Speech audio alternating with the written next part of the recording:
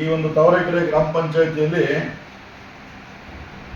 ಜನಪ್ರಿಯ ಮಾಜಿ ಸಂಸದರಾದ ಶ್ರೀ ಬಿ.ಎನ್. ಬಚ್ಚೇಗೌಡರು ಹಾಗೂ ಹಾಲಿ ಶಾಸಕರಾದಂಥ ಶರತ್ ಬಚ್ಚೇಗೌಡರ ಒಂದು ಆಶೀರ್ವಾದದಿಂದ ಈ ಒಂದು 4 ವರ್ಷದಿಂದ ಇವತ್ತು ತಾವರೆಕೆರೆ ಗ್ರಾಮ ಪಂಚಾಯಿತಿ ಭಾರಿ ಅಭಿವೃದ್ಧಿ ಪಥದತ್ತ ಕೊಂಡೊಯ್ತಾ ಇದ್ದೀವಿ. ಕಾರಣ ಏನಪ್ಪ ಅಂದರೆ ಅವರ ಒಂದು ಶ್ರೀರಕ್ಷೆ, ಅವರ ಒಂದು ಮಾರ್ಗದರ್ಶನದಂತೆ ಇವತ್ತು ಈ ಗ್ರಾಮ ಪಂಚಾಯಿತಿ ವ್ಯಾಪ್ತಿಯಲ್ಲಿ ಎಲ್ಲ ಊರಿಗೂ ಇಡೀ ಪಕ್ಷಾತೀತವಾಗಿ ಎಲ್ಲ ಊರಿನ ಒಂದು ಮೂಲಭೂತ ಸೌಕರ್ಯಗಳಾದ ನೀರು ಇರ್ಬೋದು, ಚರಂಡಿ ಇರ್ಬೋದು, ಚರಂಡಿ ವ್ಯವಸ್ಥೆ, ಸ್ಕೂಲು ಕಟ್ಟಡಗಳು ಶಿಥಿಲವಾಗಿದ್ದು ಅದನ್ನು ನಾವು ರಿಪೇರಿ ಮಾಡಿದ್ದೀವಿ. ಆಮೇಲೆ ಅಂಗನವಾಡಿ ಕಟ್ಟಡಗಳನ್ನ ಅದನ್ನು ನಾವೇನು ಕೆಲಸ ಅದಕ್ಕೆ ನಾವು ಕಲಿಕೆ ಸಾಮಗ್ರಿಗಳನ್ನ ಕೊಡಿಸಿದ್ದೀವಿ. ಆಮೇಲೆ ಸ್ಕೂಲ್ ಕಾಂಪೌಂಡ್ಗಳು ಮಾಡಿದ್ದೀವಿ, ಸ್ಮಶಾನ ಅಭಿವೃದ್ಧಿ ಮಾಡಿದ್ದೀವಿ. ಈ ಥರ ಹೇಳ್ಬೇಕಂದ್ರೆ ಎಲ್ಲ ಮೂಲಭೂತ ಸೌಕರ್ಯಗಳು ಏನೇನಿದೆಯೋ ಇಡೀ ಪಂಚಾಯತಿ ವ್ಯಾಪ್ತಿಯಲ್ಲಿ ನಾವು ಅಭಿವೃದ್ಧಿ ಮಾಡ್ಕೊಂಡು ಬರ್ತಾ ಇದ್ದೀವಿ.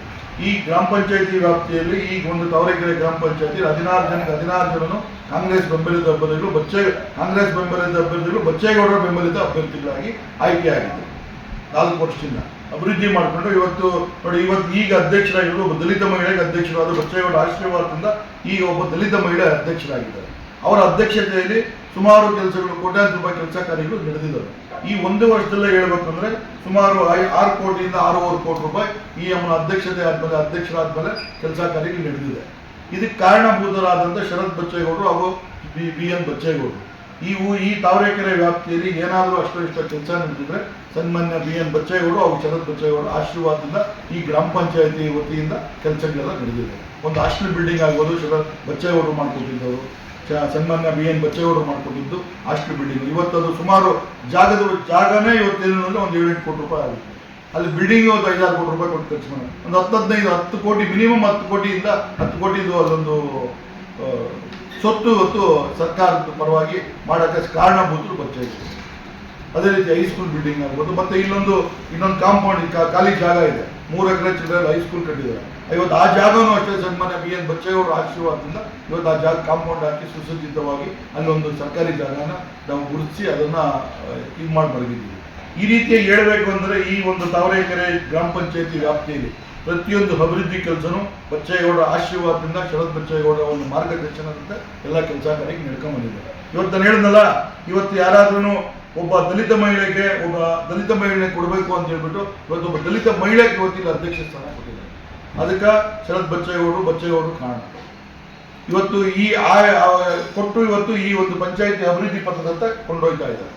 ಇವತ್ತು ಹೇಳಿದ್ರೆ ಇವತ್ತು ಈ ಗ್ರಾಮ ಪಂಚಾಯತ್ 4 ವರ್ಷದಿಂದ ಸುಮಾರು ಒಂದು 15-20 ಕೋಟಿ ರೂಪಾಯಿ ಕೆಲಸ, ಒಂದು ಸರ್ಕಾರಿ ಅನುದಾನ ಇರ್ಬೋದು, ನಾವು ಕೊಡ್ತಕ್ಕಂಥ ಪಂಚಾಯತಿ ಟ್ಯಾಕ್ಸ್ ಇರ್ಬೋದು, NREG ವರ್ಕ್ಸ್ ಇರ್ಬೋದು, ಈ ಥರ ಎಲ್ಲ ಪ್ರತಿಯೊಂದರಲ್ಲೂ ಸೇರಿಕೊಂಡು ಎಲ್ಲ ಸೇರಿ ಒಂದು 15-20 ಕೋಟಿ ರೂಪಾಯಿ 4 ವರ್ಷದಲ್ಲಿ ಕೆಲಸ ಆಗಿದೆ.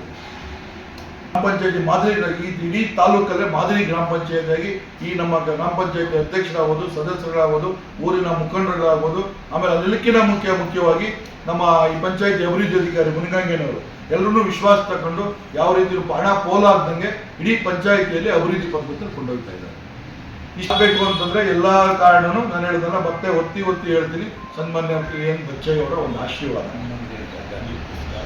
ಆಮೇಲೆ ಈ ಒಂದು ಗಾಂಧಿ ಪುರಸ್ಕಾರದಿಂದ ಇವತ್ತು ನಮ್ಮ ಗ್ರಾಮ ಪಂಚಾಯತಿನೂ ಸಹ ಗಾಂಧಿ ಪುರಸ್ಕಾರ ಥರ ಒಂದು ಪ್ರಶಸ್ತಿ ಬಂದು ಇವತ್ತು ಇಲ್ಲಿ ಪಂಚಾಯತಿ ಆಯ್ಕೆ ಆಗಿದೆ. ಈ ರೀತಿಯಾಗಿ ನಮ್ಮ ಒಂದು ಅಭಿವೃದ್ಧಿ ಕಾರ್ಯಗಳು ಏನಾದರೂ ನಡೆದಿವೆ ಅಂತಂದ್ರೆ ಈ ಗ್ರಾಮ ಪಂಚಾಯತಿಯಲ್ಲಿ ಪ್ರತಿಯೊಂದು ಬಚ್ಚೇಗೌಡರು ಇವತ್ತು ನೋಡಿ, ಸನ್ಮಾನ್ಯ ಸಿ.ಎನ್. ಬಚ್ಚೇಗೌಡರು ಇವತ್ತು ಅವರ ಒಂದು ಆಶೀರ್ವಾದದಿಂದ ಇವತ್ತು ಇಲ್ಲೊಂದು ಸಾರ್ವಜನಿಕರದ ಒಂದು ಟ್ರಸ್ಟ್ ಇದೆ, ಅಂದರೆ ಶ್ರೀರಾಮದೂತರ ಆಶ್ರಮ ಟ್ರಸ್ಟ್ ಅಂತ. ಅದು ಸುಮಾರು 35 ವರ್ಷಗಳ ಇತಿಹಾಸ, 35 ಅಲ್ಲ 150-200 ವರ್ಷದ ಇತಿಹಾಸದ ಒಂದು ರಾಮದೂತರ ಆಶ್ರಮ. ಅಲ್ಲಿ ಜೀವಂತ ಸಮಾಧಿ ಆಗ್ತಕ್ಕಂಥ ಅವಧೂತರು ರಾಮದೂತರು ಸ್ವಾಮೀಜಿಯವರು ಅಲ್ಲಿ ಜೀವಂತ ಸಮಾಧಿಯಾಗಿದೆ. ಅದನ್ನು ಇಲ್ಲಿ ಕೆಲವರು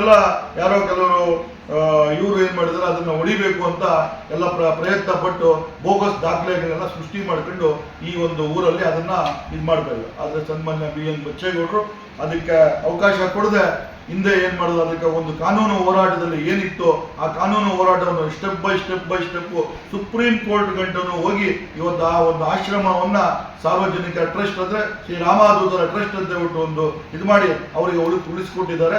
ಇವತ್ತು ಅದಕ್ಕೆ ನಾನು ಈ ಒಂದು ಗ್ರಾಮ ಪಂಚಾಯತಿ ಪರವಾಗಿ ಮತ್ತು ಈ ಊರಿನ ಗ್ರಾಮ ಪಂಚಾಯತಿ ಎಲ್ಲ ಒಂದು ಸಮಸ್ತ ನಾಗರಿಕರ ಅವರಿಗೆ ಫಸ್ಟ್ ಮೊದಲನೇದಾಗಿ ಅಭಿನಂದನೆ ಸಲ್ಲಿಸ್ತೀನಿ. ಕಾರಣ ಏನಪ್ಪ ಅಂತಂದರೆ ಇವತ್ತು ಆ ಒಂದು ಟ್ರಸ್ಟ್ ಇವತ್ತು 35 ವರ್ಷ ಇತಿಹಾಸದ 35 ವರ್ಷದಿಂದ ಅದು ಕೋರ್ಟಲ್ಲಿ ನಡೀತಾ ಇದೆ, ಸುಪ್ರೀಂ ಕೋರ್ಟ್ ಗಂಟ ಹೋಗಿತ್ತು. ಅದಕ್ಕೆಲ್ಲ ನಮಗೆ ಸಹಾಯ ಮಾಡ್ಕೊಂಡು ಬಂದಂತಂದ್ರು ಸನ್ಮಾನ್ಯ ಬಿ ಎನ್ ಬಚ್ಚೇಗೌಡರು.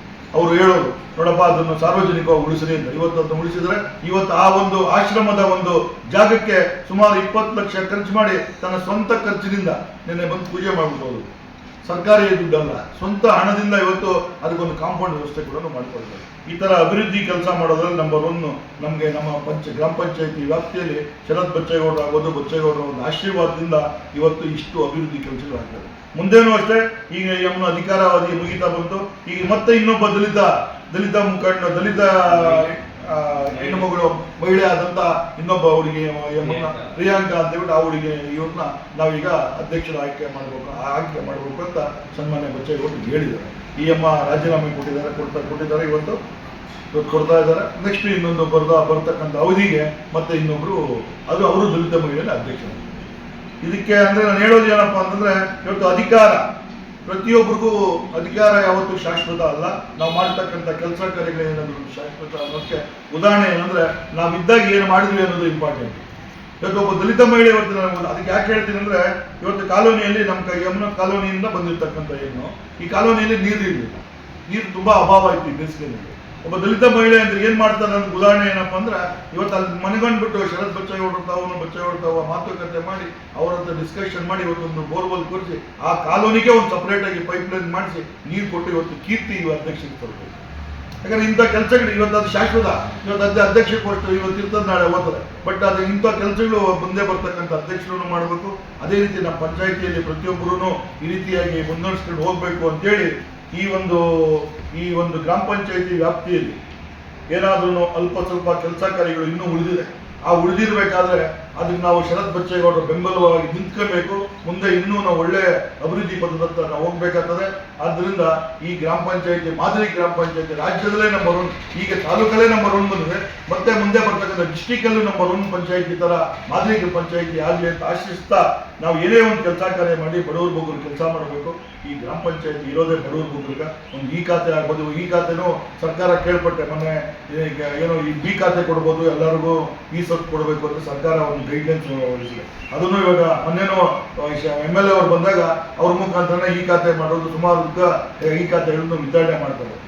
ಯಾವುದಾದ್ರು ಬೇರೆ ಪಂಚಾಯತಿಗಳಿಗೆ ನಾವು ಹೋಲಿಕೆ ಮಾಡಿದಾಗ ನೀವು ನೋಡಿದ್ರೆ ಈ ಗ್ರಾಮ ಪಂಚಾಯತಿ ನಿಜವಾಗೂ ಹೇಳ್ಬೇಕು ಅಂತಂದ್ರೆ ಒಂದು ನಗರಸಭೆ ಯಾವ ರೀತಿ ಅಡ್ಮಿನಿಸ್ಟ್ರೇಟಿವ್ ಮಾಡ್ತಾರೆ ಅದೇ ತರ ಈ ಗ್ರಾಮ ಪಂಚಾಯತಿ ಅಡ್ಮಿನಿಸ್ಟ್ರೇಟಿವ್ ಮಾಡ್ತಾರೆ. ಅದಕ್ಕೆ ಕಾರಣಭೂತರು ಯಾರಪ್ಪ ಅಂದ್ರೆ ಇಲ್ಲಿರ್ತಕ್ಕಂಥ ಅಧ್ಯಕ್ಷರಾಗ್ಬೋದು, ಮೆಂಬರ್ಗಳಾಗ್ಬೋದು, ಈ ಆಡಳಿತ ಮಂಡಳಿ ಮತ್ತೆ ಇಲ್ಲಿರೋ ಅಧಿಕಾರಿಗಳು, PDO ಮುನಿಗಂಗೆಗಳಾಗ್ಬೋದು, ಸೆಕ್ರೆಟರಿಗಳಾಗ್ಬೋದು, ಇನ್ನು ಇರ್ತಕ್ಕಂಥ ಅಧಿಕಾರ ವರ್ಗಗಳು ಈ ರೀತಿಯಾಗಿ ಮಾಡ್ಕೊಂಡು ಹೋಗ್ತಾ ಇದ್ದಾರೆ.